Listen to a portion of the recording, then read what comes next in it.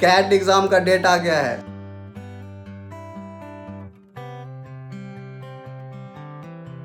So hey guys, welcome you all in my today's vlog. और आज day 16 है मेरे 130 डेज चैलेंज का। और अभी लगभग 6:20 हो रहा है और मैं रेडी हूँ अभी ग्राउंड जाने के लिए। तो बिना टाइम वेस्ट किए जाता हूँ ग्राउंड, करता हूँ वर्कआउट और meditation.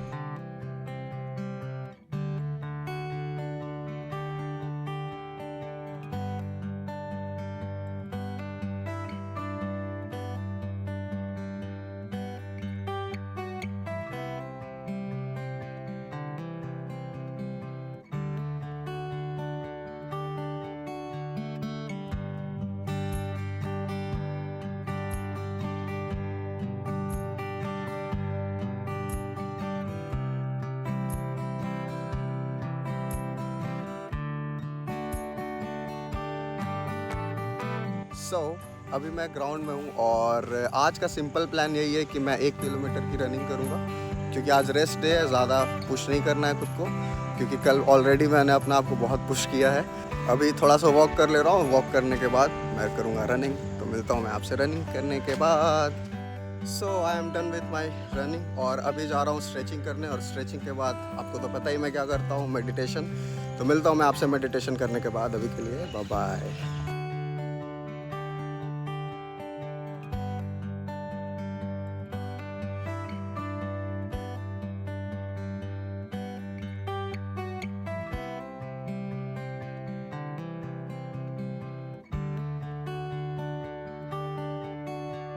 So I am done with my meditation and running. तो अभी जाता हूँ मैं घर जाकर करता हूँ अपनी डे की प्लानिंग। तो यार एक बात आप लोग से शेयर करनी थी। जैसे कोई दौड़ता है तो एक पॉइंट आता है जब उसको लगता है कि यार नहीं हो पाएगा उससे, और वो उस पॉइंट में या तो वो डिसाइड करता है कि रुक जाऊँ, और या तो डिसाइड करता है कि ना रुकूँ। तो वैसे लोग जो नहीं रुकते हैं ना, तो वो लाइफ में ऐसे बहुत सारी ऐसी सिचुएशंस आती है जब उनका मन करता है कि यार अब नहीं हो पाएगा, अब तो रुकना ही पड़ेगा। बट उस सिचुएशन में उनका एक जो माइंडसेट रहता है कि नहीं, अगर मैं हारा हूँ, थका हूँ, फिर भी मैं अपने टास्क को पूरा करूँगा, फिर भी इस सिचुएशन से मैं बाहर निकलूँगा। तो ये चीज़ मुझे ना रनिंग सिखाती है कि हाँ, अगर सिचुएशंस आपके विपरीत हो, या आपका मन नहीं कर रहा हो वर्कआउट करने का, या लगता है कि नहीं बस अब एनर्जी नहीं बची, ताकत नहीं बची सिचुएशन से लड़ने की, फिर भी आप लड़ते हो। तो ये चीज़ रनिंग सिखाती है। अभी हो रहा है 9:15 और मैं हो गया हूँ फ्रेश, और मैंने कर लिया आज डे की प्लानिंग। तो मैं दिखाता हूँ आपको क्या कुछ मैंने प्लान किया आज डे के लिए। तो आज है 9 अगस्त और दिन है थर्सडे। तो अभी मैंने सिंपल प्लान ये किया है कि 9 से 9:30 बजे तक मैं बुक रीडिंग करूँगा। 9:30 से 10:30 बजे तक मैं बल का एक टॉपिक है अंडरस्टैंडिंग द पैसेजेस, उसको मैं करूँगा। फिर उसके बाद 10:30 से 11:30 बजे मैं ब्रेकफास्ट करूँगा और फिर ब्रेक लूँगा छोटा सा। फिर 11:30 से 1:30 बजे तक मैं रेशियो एंड प्रोपोर्शन करूँगा। फिर 1:30 बजे से 2 बजे तक एक छोटा सा ब्रेक। फिर 2 बजे से 3:30 बजे तक मैं एवरेजेस के थ्योरी वाले पार्ट को कवर करूँगा। और फिर 3:30 से 4:30 बजे तक मैं लंच और फिर एक छोटा सा ब्रेक। फिर 4:30 से 6:30 बजे तक मैं यूट्यूब वीडियोस को एडिट करूँगा और 6:30 से 7:30 बजे एक फिर छोटा सा ब्रेक।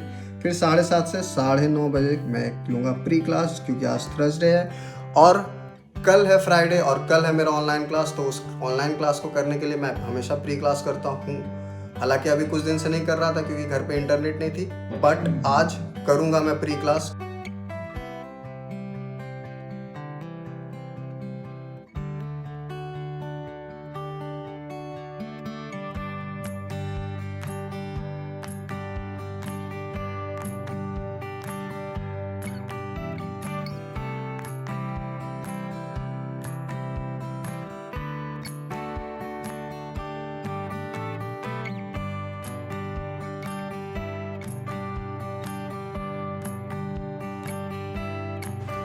साढ़े 11 बज रहा है और मैंने अपना ब्रेकफास्ट कंप्लीट कर लिया है।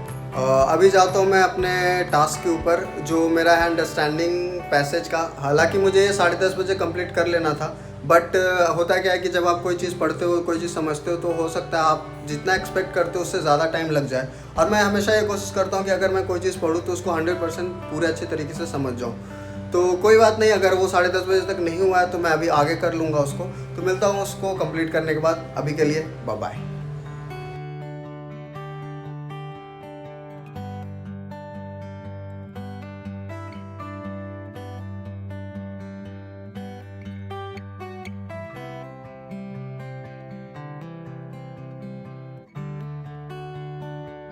आप लोग को एक छोटी सी टिप देनी थी मुझे पैसेज रीडिंग को लेके। अगर आपको अपने क्वेश्चंस के एक्यूरेसी को बढ़ाना है तो आपको कुछ बातों का ध्यान रखना पड़ेगा। जैसे उनमें से पहली बात यह है कि जब आप पैसेज पूरा कंप्लीट कर लिया, आपने पढ़ के ख़त्म कर दिया उसको, तो आपके पास 3 चीज़ों का नॉलेज होना बहुत ज़रूरी है।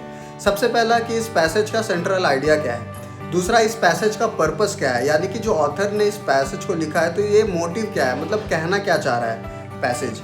तीसरा, इस पैसेज का प्रोबेबल टाइटल क्या हो सकता है। अगर आपको ये 3 चीज़ पता है तो आप अपने जो पैसेज के क्वेश्चन है उसमें एक्यूरेसी आप बढ़ा सकते हो। इन सब चीज़ों के साथ 2 बातों का और आप ध्यान रखना कि पैसेज को एक ही बार पढ़ो, एक से ज़्यादा बार आप ना पढ़ो।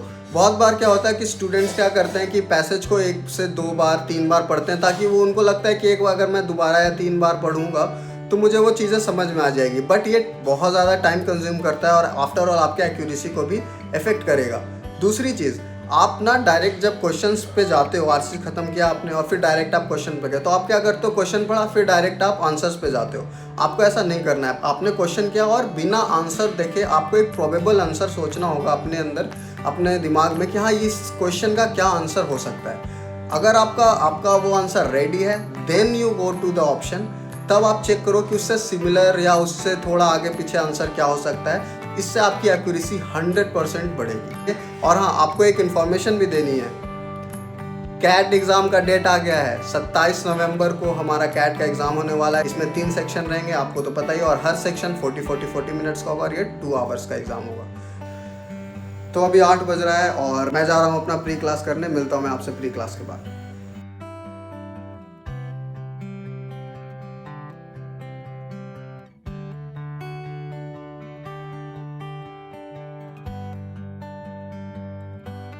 अभी 9:30 बजने वाले हैं। सो मैंने प्री क्लास ख़त्म कर लिया है और अब मैं जा रहा हूँ डिनर करने। आज का दिन काफ़ी मज़ेदार रहा। मैंने आज बहुत सारी चीज़ें सीखी। पहला चीज़ ये सीखा मैंने कि एक पैसेज को कैसे समझा जाए और अपने क्वेश्चंस के एक्यूरेसी को कैसे मैं बढ़ा सकता हूँ। दूसरा, मैंने रेशियोज़ के क्वेश्चन प्रैक्टिस किए। और तीसरा, मैंने आज मार्केटिंग के बारे में पढ़ा। मार्केटिंग किस चीज़ के बारे में है। तो इसी नोट के साथ, इसी नॉलेज के साथ मैं ये व्लॉग यहीं पे एंड करता हूँ। मिलता हूँ मैं आपसे कल के व्लॉग में।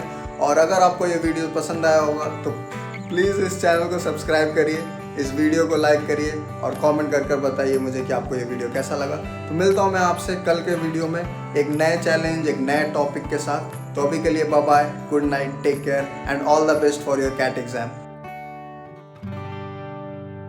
और अगर आपको ये वीडियो पसंद आया होगा तो प्लीज़ इस चैनल को सब्सक्राइब, प्लीज़ इस चैनल